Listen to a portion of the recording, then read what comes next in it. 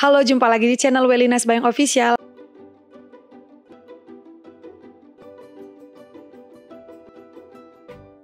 Halo, kita jumpa lagi di channel Wellines Bayang Official. Kita kembali lanjut pembahasan tentang soal-soal uji kompetensi bidan. Langsung saja kita mulai soal nomor 1. Seorang bayi baru lahir spontan 2 jam yang lalu dengan kondisi distosia bahu di rumah sakit. Nah, jadi ini adalah persalinan dengan distosia bahu. Berat badan 4.150 gram dan menangis merintih. Jadi artinya bayinya tidak menangis dengan bugar ya, Apgar skornya juga pasti kurang ini karena menangis merintih. Kulit berwarna kebiruan. Pada pemeriksaan didapatkan baik tidak bisa menggerakkan tangan kirinya secara bebas. Teraba krepitasi, refleks moro negatif, terlihat warna kulit kebiruan di sekitar lengan kiri. Apakah diagnosis yang tepat pada kasus tersebut? A. Fraktur tengkorak, B. Fraktur klavikula, C. Fraktur humerus, D. Fraktur cubiti, E. Fraktur femur. Nah, di sini jawaban yang paling tepat itu adalah B, ya, fraktur klavikula. Nah, fraktur klavikula itu merupakan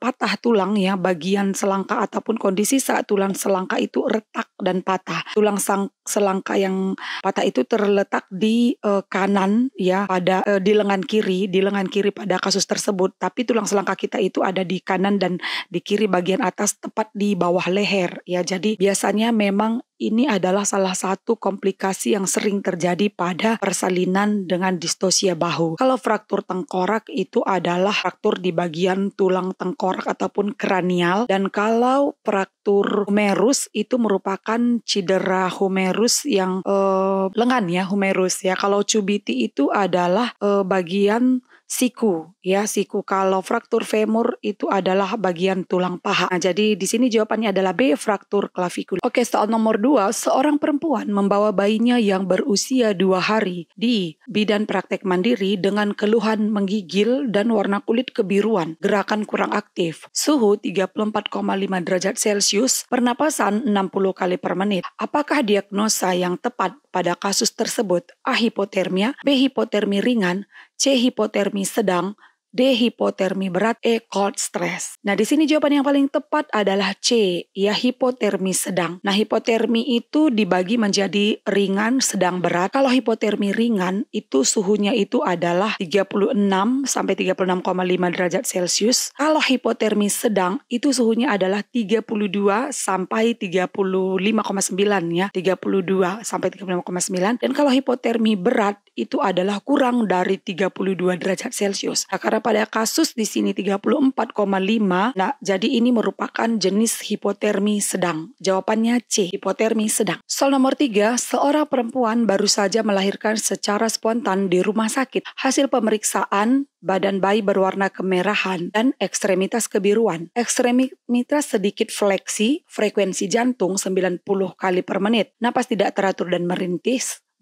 Saat hidung disentuh, bayi menyeringai. Berat badan lahir 2.600 gram, panjang bayi 48 cm. Berapakah nilai Apgar skor pada bayi tersebut? A 4, B 5, C 6, D 7, E 8. Nah, di sini untuk mengetahui pasti Apgar skornya kita akan melihat tabel Apgar skor ya. Sambil kita mengecek lagi apa yang diterangkan pada kasus. Yang pertama, warna kemerahan. Nah, warna kemerahan sebenarnya oke ya, tapi karena ekstremitas kebiruan, nah jadi ini skornya hanya 1. Kalau tadi badannya semua kemerahan itu skornya 2, tapi karena ada ekstremitas kebiruan ini skornya 1. Kemudian untuk gerakan ya sedikit fleksi. Ya, sedikit fleksi ini juga skornya adalah 1. Seharusnya dia bergerak aktif ya. Kalau bergerak aktif itu skornya 2. Kemudian frekuensi jantungnya 90.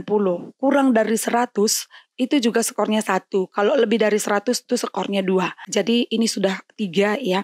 Kemudian napas tidak teratur dan merintih. Harusnya di sini menangis kuat ya. Jadi karena dia hanya merintih, ini juga skornya adalah 1. Dan saat disentuh hidung bayi menyeringai. Harusnya kan dia di sini usaha napas itu dia bisa bersin ya, ataupun dia bisa menangis. Tapi kan dia hanya menyeringai, ini juga skornya adalah 1. Jadi di sini dari warna kulit 1, pulse ataupun jantung juga 1, Drimatch juga 1, pernapasan juga 1, semuanya adalah 1 untuk skornya 1. Jadi di sini jumlah skor Apgar skornya ini adalah 5 ya, karena tidak ada yang 2, semuanya 1 tadi. Maka jawaban yang paling tepat adalah B, skornya 5. Oke, soal nomor 4. Seorang perempuan melahirkan di praktek mandiri bidan 2 hari yang lalu. Pada saat lahir, bayi menangis kondisi bugar, berat badan 3.000 gram, panjang badan 48 cm. Tidak ada kelainan bawaan. Sekarang bayi akan pulang ke rumah. Kapankah dilakukan kunjungan neonatal 2 pada kasus tersebut? A. 3-7 hari, B. 8-28 hari, C. 1 bulan, D. 2 bulan, E. 3 bulan. Nah, di sini jawaban yang paling tepat adalah A. 3-7 hari. Karena kunjungan neonatal 1 itu jadwalnya adalah 6-48 jam pertama. Kunjungan neonatal 2 itu adalah 3-7 hari.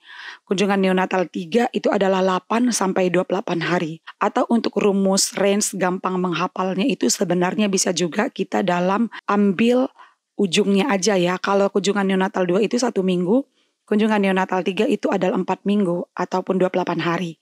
Nah, jadi itu adalah jadwal kunjungan resmi neonatal. Jadi karena di sini pilihan jawabannya adalah kunjungan neonatal 2, jawabannya A. 3-7 hari. Oke, soal nomor 5. Seorang perempuan membawa anaknya yang berumur 12 bulan untuk melakukan kunjungan rutin ke posyandu.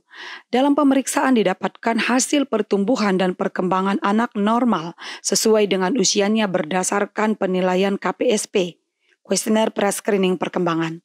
Manakah perkembangan motorik kasar yang tepat pada anak tersebut? Nah, jadi ini adalah pertanyaan tentang motorik kasar pada anak 12 bulan. A. Bermain bola, B. Membuka pakaian, C. Berdiri tanpa pegangan, D. Memegang pensil, E. Memasukkan benda ke mulut. Nah, di sini saya akan menerangkan perkembangan gerak motorik kasar pada anak. Ya, biasanya gerak motorik kasar ini diukur setiap 3 bulan. Ya, jadi pada umur 3 bulan, motorik kasarnya itu dapat dilihat dari kemampuan anak mengangkat kepalanya. Ya, jadi pada umur 3 bulan anak sudah bisa mengangkat kepalanya. Dan pada umur 6 bulan, ya bayi itu sudah bisa telentang ataupun tengkurap sendiri. Nah, kemudian pada 9 bulan sudah bisa duduk tanpa berpegangan. Dan pada saat umur 12 bulan itu berdiri tanpa berpegangan. Nah, jadi karena pada kasus yang ditanyakan adalah 12 bulan, jadi itu jawabannya adalah berdiri tanpa pegangan. Menendang bola itu pada umur 2 tahun. Jadi itu adalah tahapan dari gerak motorik kasar sesuai dengan umurnya pada anak. Jawabannya C, berdiri tanpa pegangan. Oke, sekian dulu pembahasan kita kali ini. Terima kasih bagi kamu yang sudah dukung channel Welina Sembayang Official dengan cara subscribe, share, like, dan komen.